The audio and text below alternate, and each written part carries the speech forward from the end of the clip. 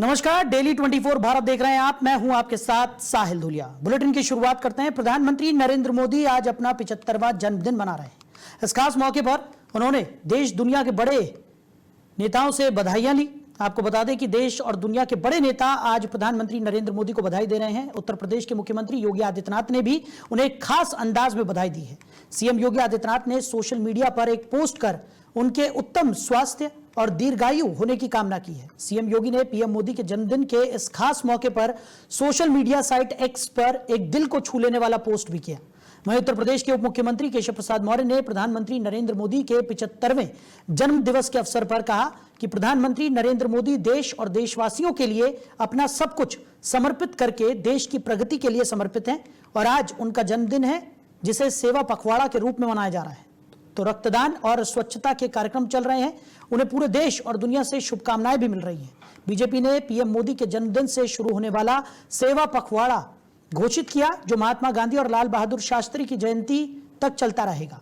इस दौरान देश भर में कई गतिविधियां होंगी, जिसमें बड़े पैमाने पर रक्तदान शिविरों का आयोजन किया जाएगा। स्वच्छता अभियान को ध्यान में रखते हुए स्वच्छ भारत मिशन के तहत सफाई कार्यक्रम आयोजित होंगे। एक पेड़ मां के नाम, जिसमें पौधारोपण अभियान चलाया जाएगा। पीएम मोदी की उपलब्धियों को प्रदर्शित करने वाली प्रदर्शनियां। केंद्र सरकार ने आज से स्वच्छता ही सेवा अभियान भी शुरू कर दिया है। यह अभियान पीएम मोदी के जन्मदिन के उपलक्ष्य में स्वच्छता को बढ़ावा देने के लिए देश भर में चलाया जाएगा।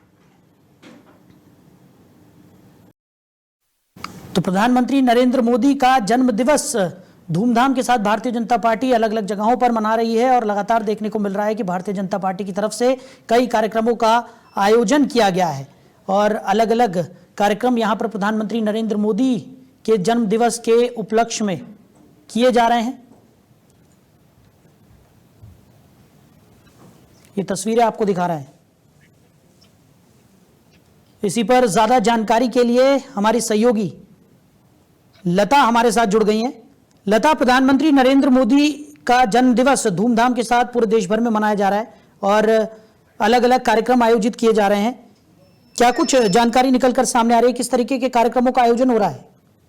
बिल्कुल बिल्कुल साहिल जी, आज इसके भी इस तरीके से आज 75वां जन्मदिन है पीएम नरेंद्र मोदी का और जो है न सिर्फ देश बल्कि विदेशों में भी जो है इसकी गूंज दिखाई पड़ रही है। न सिर्फ प्रदेशवासी देशवासी बल्कि विदेशों से भी जो है पीएम नरेंद्र मोदी को इसको लेकर शुभकामनाएं मिली है। हालांकि 75 साल के जो है पीएम नरेंद्र मोदी आज हो गए हैं। उनकी जो पॉपुलैरिटी है वो पूरी दुनिया जानती है और सबसे खास बात यह है कि इस खास दिन को, खास मौके को जो है बीजेपी अलग अलग तरीकों से सेलिब्रेट कर रही है। बीजेपी की तरफ से सेवा पखवाड़ा की शुरुआत की गई है, जो कई सफाई अभियान चलाया जा रहा है। तो वहीं जिस तरीके से जो सेवा पखवाड़ा है, इसके तहत जो है तमाम जो बीजेपी के नेता है, मंत्री है, वो तमाम जो है जनहित के कार्य कर रहे हैं। अस्पतालों में पहुंच रहे हैं और निरीक्षण कर रहे हैं। कोई भी समस्या किसी को किस प्रकार की है ये देख रहे हैं और उसे जो है खत्म करने की जो है आश्वासन दिए जा रहे हैं। सबसे खास बात ये कि पीएम नरेंद्र मोदी के जन्मदिन पर विपक्ष के नेताओं ने भी जो है उन्हें शुभकामनाएं दी है और न सिर्फ विपक्ष के नेता बल्कि आप सोचेंगे विदेशों से भी, ऑस्ट्रेलिया, अमेरिका, न्यूजीलैंड से भी जो है पीएम नरेंद्र मोदी को उनकी जन्मदिन की शुभकामनाएं मिली है। और शायद सबसे खास बात ये है क्योंकि ये जो पीएम नरेंद्र मोदी का जन्मदिन जो है ऑपरेशन सिंदूर के बाद जो है आया है और ऐसे में जो है तमाम वो लोग जो पाकिस्तान और इंडिया के युद्ध के बाद से ही जो जिस तरीके से जो हालात बन गए थे उसको लेकर जिस तरीके से परेशान थे और ये उम्मीद कर रहे थे कि भारत सरकार की तरफ से कोई एक्शन लिया जाए, उस एक्शन के बाद से ही हालांकि लोग जो है पहले से खुश थे नरेंद्र मोदी को लेकर, भारत की सरकार को लेकर। और आज जब ये खास मौका है, जब 17 सितंबर को पीएम नरेंद्र मोदी का जन्मदिन मनाया जा रहा है, तो तमाम लोग जो पीएम नरेंद्र मोदी की भावनाओं से जुड़े हुए हैं, उनके दिल से जुड़े हुए, उनके बर्थडे यानी कि जन्मदिन सेलिब्रेट कर रहे हैं और उनकी स्वास्थ्य को लेकर जो है मंगल कामना कर रहे हैं। बिल्कुल। और लता, अगर बात की जाए, क्योंकि ऑपरेशन सिंदूर के बाद बेहद खास हो जाता है ये मौका, और ऐसे में उत्तर प्रदेश के मुख्यमंत्री योगी आदित्यनाथ की बात करें तो उन्होंने भी प्रधानमंत्री को एक खास अंदाज में शुभकामनाएं यहाँ पर उनके जन्म दिवस की दी है। कई कार्यक्रम यूपी में भी आयोजित किए जा रहे हैं। योगी आदित्यनाथ ने जिस तरीके से उनकी दीर्घायु की कामना यहाँ पर की और सेवा पखवाड़ा तो भारतीय जनता पार्टी की तरफ से पूरे देश भर में मनाया जा रहा है। ऐसे में उत्तर प्रदेश में भी कई खास कार्यक्रम आयोजित किए गए हैं। बिल्कुल, देखिए उत्तर प्रदेश में भी जो है खासतौर पर पीएम नरेंद्र मोदी के जन्मदिन के मौके को सेलिब्रेट किया जा रहा है। इसको लेकर हालांकि प्रदेश के मुख्यमंत्री मुखिया योगी आदित्यनाथ ने भी ट्वीट कर उन्हें बधाइयां दी है। साफ साफ लिखा है कि 140 करोड़ भारतीयों की आशाओं आकांक्षाओं के संवाहक वैश्विक मंच पर नए भारत को अग्रिम पंक्ति में प्रतिष्ठित करने वाले जो है विश्व के सर्वाधिक लोकप्रिय नेता हम सभी के मार्गदर्शक हैं। एक भारत श्रेष्ठ भारत की कल्पना को साकार करने वाले यशस्वी प्रधानमंत्री को जो है जन्मदिन की शुभकामनाएं। ये जो है ट्वीट किया गया है सीएम योगी आदित्यनाथ की तरफ से। और इसके अलावा जो है उत्तर प्रदेश में भी अलग अलग जगह पर सेवा पखवाड़ा और तमाम अन्य कार्यक्रम किए जा रहे हैं। और खास बात यह कि आज क्योंकि प्रधानमंत्री नरेंद्र मोदी जो है धार में है, वहां पर कई जो है योजनाओं की शुरुआत करने वाले हैं। और धार जिले में आपको ये भी बता दूं खास बात साहिल की प्रदेश में मध्य प्रदेश में जो है पहले पीएम मित्र टेक्सटाइल पार्क की जो है नींव आज नरेंद्र मोदी रखने वाले हैं। और ये अवसर खास चुना गया है पीएम नरेंद्र मोदी के जन्मदिन के मौके पर, जहां पर आपको बताएं कि टेक्सटाइल पार्क प्रदेश के लिए जो है एक बड़ा औद्योगिक और व्यापारिक केंद्र साबित होगा। यहाँ पर रोजगार की जो है संभावनाएं बनेंगी, लोगों को आगे बढ़ने का मौका मिलेगा। और कपास से लेकर धागा, धागे से कपड़ा और रेडीमेड गारमेंट तक की जो पूरी चेन है वो दरअसल यहाँ पर तैयार की जाएगी। और इसको जो है आज शुभारंभ करने के लिए पीएम नरेंद्र मोदी हालांकि मध्य प्रदेश के धार में है, जिसका सभी को इंतजार था कि पीएम नरेंद्र मोदी आएंगे और कई भव्य कार्यक्रम होंगे और कई जो है उन्हें सौगातें मिलेंगी। उस सौगातें जो है आज पीएम नरेंद्र मोदी ने अपने जन्मदिन के खास मौके पर मध्य प्रदेश की जनता को, धार की जनता को देने का काम किया है।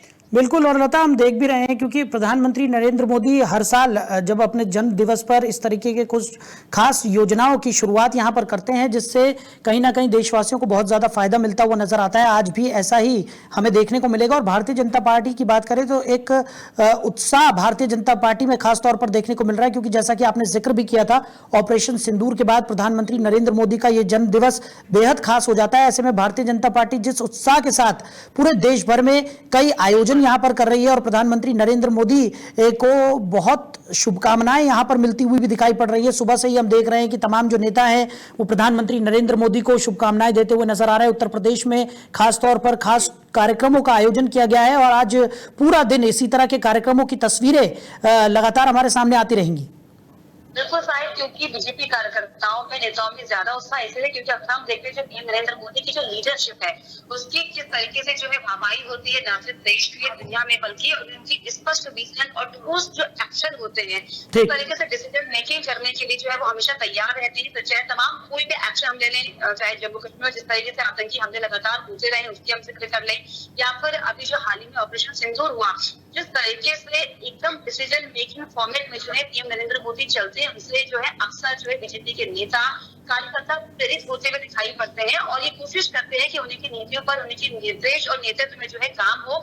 इसलिए जो है खास ये जन्मदिन का मौका जो है बीजेपी नेताओं के लिए भी है, क्योंकि एक जो लीडरशिप होती है, लीडरशिप को सेलिब्रेट करने के लिए और उत्साह पूर्वक जो है इसे और ज्यादा बनाने के लिए तमाम कार्यक्रम आयोजित किए जा रहे हैं और जिसका असर जो है वो न सिर्फ देश में बल्कि विदेशों में भी दिखाई पड़ रहा है। चलिए लता, हमारे साथ जुड़ने के लिए, इन तमाम जानकारियों के लिए आपका बहुत शुक्रिया। तो प्रधानमंत्री नरेंद्र मोदी को जन्म दिवस की शुभकामनाएं उत्तर प्रदेश के मुखिया योगी आदित्यनाथ ने भी दी और पूरे देश भर में सेवा पखवाड़ा के रूप में भारतीय जनता पार्टी आज प्रधानमंत्री नरेंद्र मोदी का जन्म दिवस मना रही है। ये 5 तस्वीरें आपकी टीवी स्क्रीन पर देख सकते हैं किस तरीके से प्रधानमंत्री नरेंद्र मोदी इन तस्वीरों में नजर आ रहे हैं। और भारतीय जनता पार्टी की तरफ से भी आज खास आयोजन देश भर के कोने कोनों में आयोजित किए गए हैं।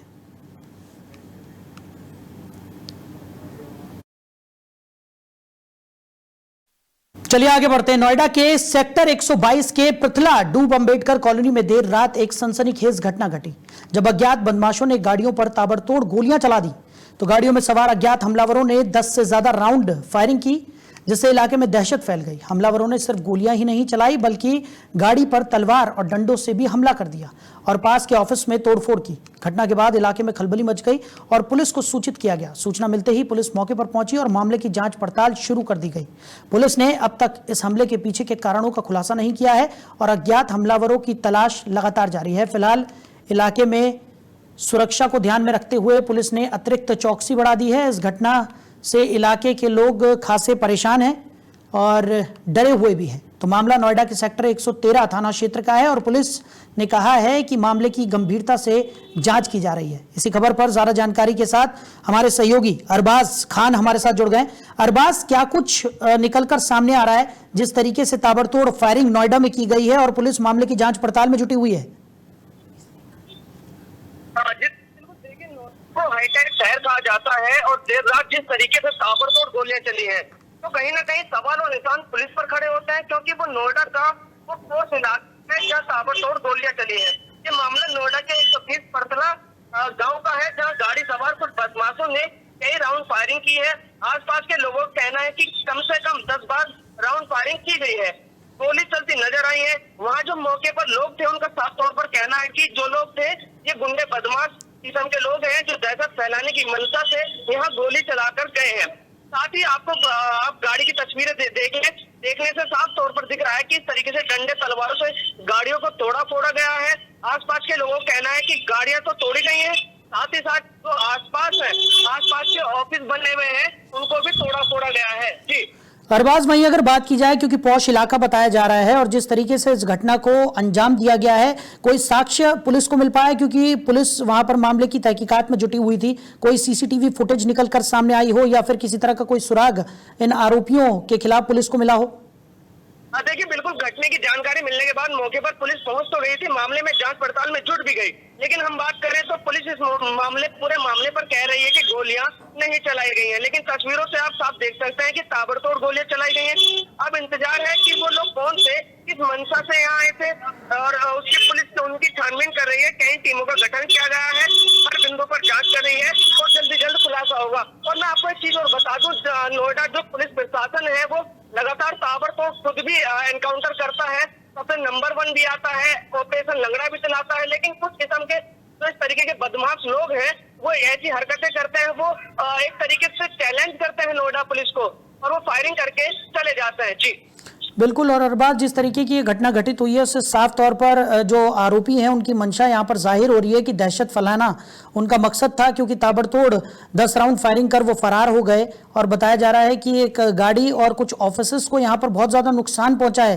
क्या स्थिति बताई जा रही है? और पुलिस ने जिस तरीके से आप कह रहे हैं कि लगातार कार्रवाई यहाँ पर पुलिस की तरफ से करने का दावा किया जा रहा है, अब तक किसी तरह का कोई सुराग पुलिस के हाथ लगा है या अभी भी पुलिस के हाथ खाली है? देखिए, पुलिस के अभी भी बिल्कुल हाथ खाली है, वो हर बिंदु पर जांच कर रही है। जो आसपास सीसीटीवी कैमरे हैं उनकी छानबीन कर रही है, मतलब एक तरीके से टीमों का गठन किया गया है। आपको बता दें, पुलिस मौके पर पहुंची तो थी, लेकिन किसी तरीके से हकीकत को छुपाने की पुलिस कोशिश कर रही थी। जिस तरीके के वहाँ पर आसपास लोगों का कहना था कि यहाँ पर लगभग 10 बार गोलियां चलाई गई हैं, और आप तस्वीरों में देखेंगे तो साफ तौर पर आपको दिखेगा कि हाँ, ये बिल्कुल गोलियां चली हैं। और जो वहाँ पर गाड़ियां हैं जिनके शीशे टूटे हुए, उन पर तलवारों और डंडों से हमला किया गया है, उनको तोड़ा फोड़ा गया है। लेकिन पुलिस क्यों छुपा रही है, ये अभी सबसे बड़ा सवाल है। पुलिस छानबीन में जुट गई है, लेकिन अभी तक ऐसा कोई सुराग उनके हाथ नहीं लग पाया। जी चलिए अरबाज, हमारे साथ जुड़ने के लिए, इन तमाम जानकारियों के लिए आपका बहुत शुक्रिया। तो नोएडा की ये घटना है जहां पर अज्ञात बदमाशों ने कई राउंड फायरिंग की है और कई गाड़ियों को, ऑफिसर्स को नुकसान पहुंचा है। बताया जा रहा है कि 10 से भी ज्यादा राउंड फायरिंग यहां पर की गई और उसके बाद आरोपी फरार हो गए। हालांकि पुलिस इस पूरे मामले में जांच पड़ताल का दावा कर रही है, लेकिन अब भी पुलिस के हाथ खाली हैं।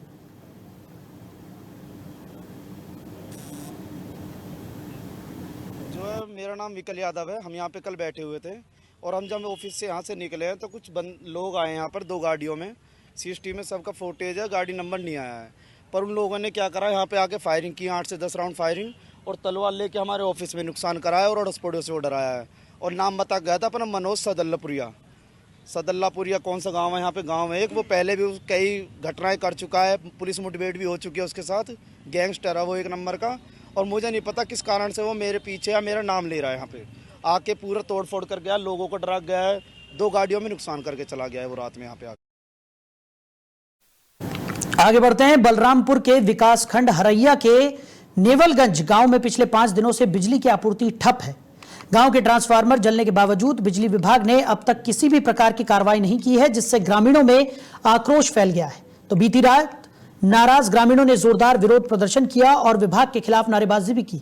ग्रामीणों का आरोप है कि बिजली विभाग की लापरवाही और भ्रष्टाचार के कारण गांव में हालात बिगड़ चुके हैं। उनका कहना है कि गर्मी और उमस के कारण बिजली का ना होना उनके लिए बड़ी समस्या बन गया है। और विभाग को बार बार सूचित करने के बावजूद कोई कार्रवाई नहीं की जा रही है। ग्रामीणों ने चेतावनी दी कि अगर जल्द ही ट्रांसफार्मर को ठीक नहीं किया गया तो उनका विरोध और तेज हो सकता है। अब सबकी निगाहें प्रशासन पर हैं, ये देखने के लिए कि वो कब तक इस गंभीर समस्या का समाधान करेगा और ग्रामीणों को राहत पहुंचाएगा। आपका ये इतनी रात को आप लोगों ने प्रदर्शन किया, क्या मामला है?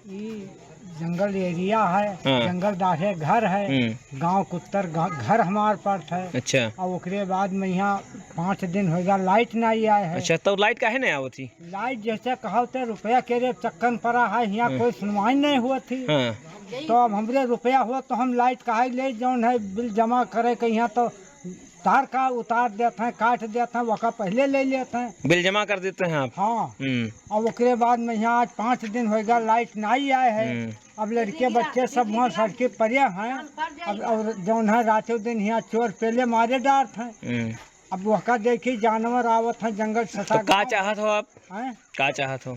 हम लाइट चाहिए थे। लाइट चाहत हो? हाँ। कई दिन होगा लाइट कटे आपके? आज 5 दिन हो गया आपका। उधर उत्तर प्रदेश के बदायूं में जिलाधिकारी कार्यालय परिसर में उस समय हड़कंप मच गया जब दुष्कर्म मामले में नामजद युवक ने आत्महत्या का प्रयास करते हुए जहरीला पदार्थ खा लिया। युवक को जिला अस्पताल में भर्ती कराया गया, जहां उसका इलाज जारी है। घटना के बाद सुरक्षा व्यवस्था को लेकर प्रशासन पर सवाल खड़े हो गए हैं, क्योंकि एक गंभीर कदम डीएम कार्यालय जैसी संवेदनशील जगह पर उठाया गया। मिली जानकारी के अनुसार युवक अंकित ने बताया कि 4 दिन पहले उसके भाई के खिलाफ एक लड़की ने दुष्कर्म का मुकदमा दर्ज कराया था। युवक के परिवार का कहना है कि वायरल वीडियो में लड़की ने कहीं भी जितेश का नाम नहीं लिया, बल्कि उसने अपने पारिवारिक विवाद की बात कही थी। परिजनों का आरोप है कि लड़की की मां ने जबरन जितेश पर मुकदमा दर्ज करा दिया है, जिससे परिवार पर मानसिक दबाव बढ़ गया। इस तनाव के चलते अंकित सोमवार को जिलाधिकारी कार्यालय पहुंचा और वहां जहर खा लिया। अंकित, ये आपका जो भाई है, क्या घटना हुई इनके साथ? इसके साथ 76 का मुकदमा लिखवाया, बिल्कुल झूठा, जो कि लड़की की वीडियो भी है और लड़की ने बयान भी ना दिए हैं। इसमें 2 लोग ज्यादा आनंद ले रहे हैं, एक लक्ष्मी नारायण मंत्री, एक विजयपाल चौधरी, और क्या कहते हैं झूठा मुकदमा है बिल्कुल। लड़की के बयान और हैं, मुकदमा इसके नाम पे लिख गया है। क्या पुलिस परेशान कर पुलिस भी परेशान कर रही है सर, पकड़ने की पुलिस में क्या करे। 76 के मुकदमा से तो अच्छा मरना ही बढ़िया है। आज क्या किया है इन्होंने, क्या घटना हुई? ये तो पता नहीं इसने क्या खाया है, मगर डीएम साहब के ऑफिस में खाया, इतनी पता है। डीएम साहब के ऑफिस में खाया था या एसएसपी साहब के? डीएम साहब, ये उधर जो सामने कोर्ट के बराबर जो ठीक सामने उसमें। तो फिलहाल इस बुलेटिन में मेरे साथ इतना ही। नमस्कार।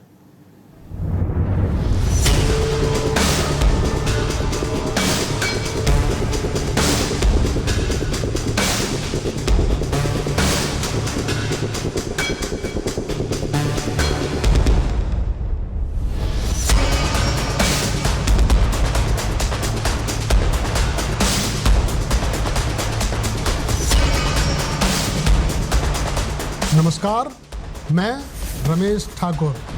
जल्द ही डेली 24 भारत पर होगा हाई अलर्ट।